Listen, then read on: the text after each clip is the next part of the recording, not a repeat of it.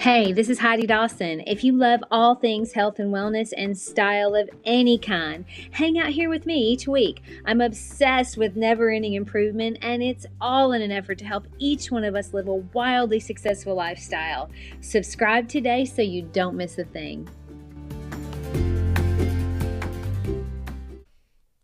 Hi guys, welcome to episode 551 of the Wildly Successful Lifestyle Podcast.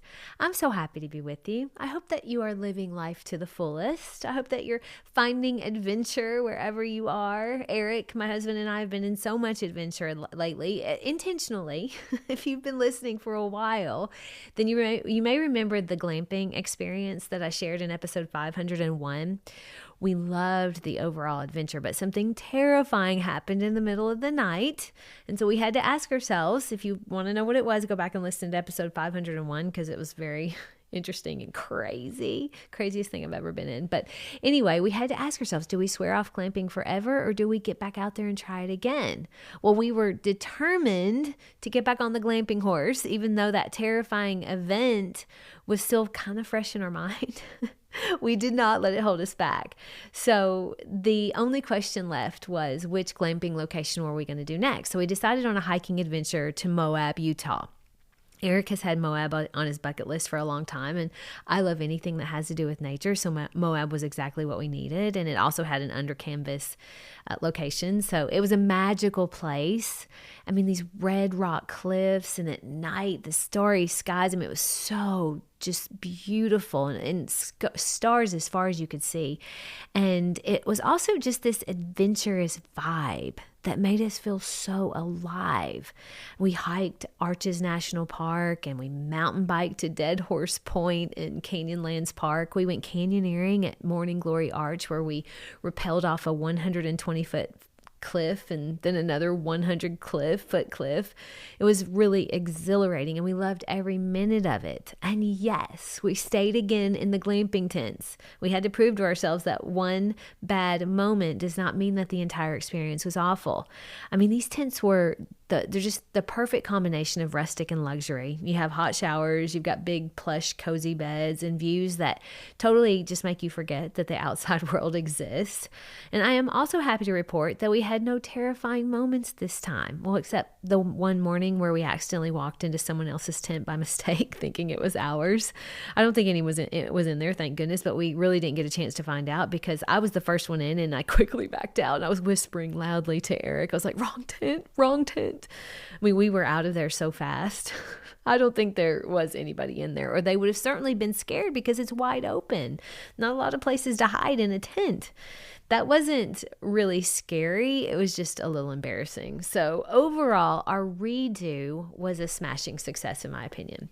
So many times when we have a bad moment, we allow that bad moment to define the experience altogether. So we have a rough day at work or a parenting fail or even an argument with a friend and we let it define the whole story. Sometimes it's good to just kind of zoom out and rewrite the narrative. As I've talked about before, our brains are wired to focus on the bad stuff. It's called negativity bias. You probably have heard that word before. I mean, you think of all that fun stuff that we would have missed out on if we had let our one bad moment in the Smoky Mountains in the tent that we had months ago, if we let that define the whole glamping experience for us. But we do this all the time in real life. One bad meeting ruins our entire day. One argument makes you question an entire relationship. One mistake makes you feel like a complete failure. I've had moments in my design career where I thought, you're losing your touch. When really, it was only one little detail that I promise you I'll never miss again. Or how about having an argument with your spouse, which spirals into you thinking the relationship is doomed? But one fight isn't the whole story. I mean, a day or two before we left for our recent hiking trip, Eric and I were both trying to get things done before we left for a week, so we were stressed. Yes. And we had an argument over something so silly, I don't even remember what it was. And then 2 days later, we're having the best time together hiking to see the delicate arch at sunrise. You see, that one argument, it didn't tell the whole story. Zooming out, you see two people that love each other and have a lot of fun together, but they have a lot on their plates, trying to get out of town and are a little on edge because of it. At one point, I was so frustrated during our argument, and so was he, to the point where I asked him, do you even want to go on this this trip with me? Now, I was obviously that was kind of immature and silly, but fortunately he said yes. He did still want to go on the trip with me, thank goodness. And we really did have such a great time. We never even thought about that fight, not one time.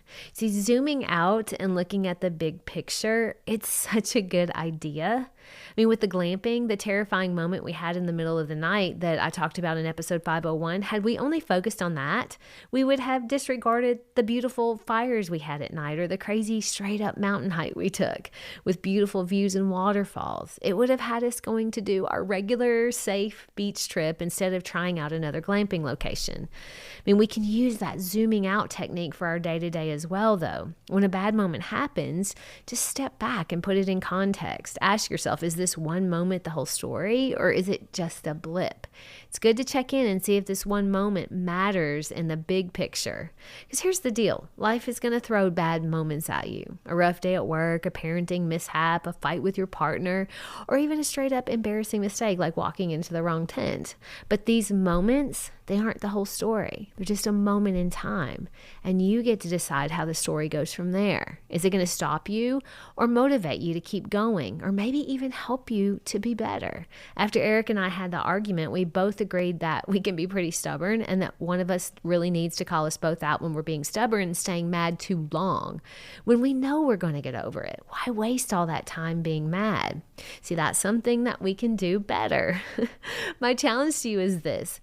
When you have something, a bad moment or any kind of mishap, pause and zoom out. Put the moment in context.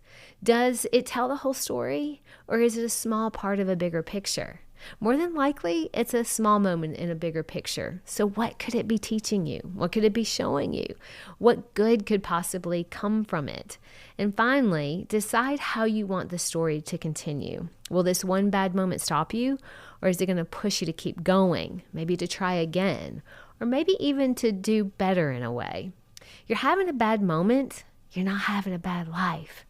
Zooming out allows you to see that. Perspective is a crazy thing, isn't it? Share this with 3 people who are part of your bigger picture. I love you guys. I'll talk to you in a few days. Don't forget to subscribe and share with your friends, because we're just going to keep going bigger and better places together, and I love that about us. Talk to you in a few days.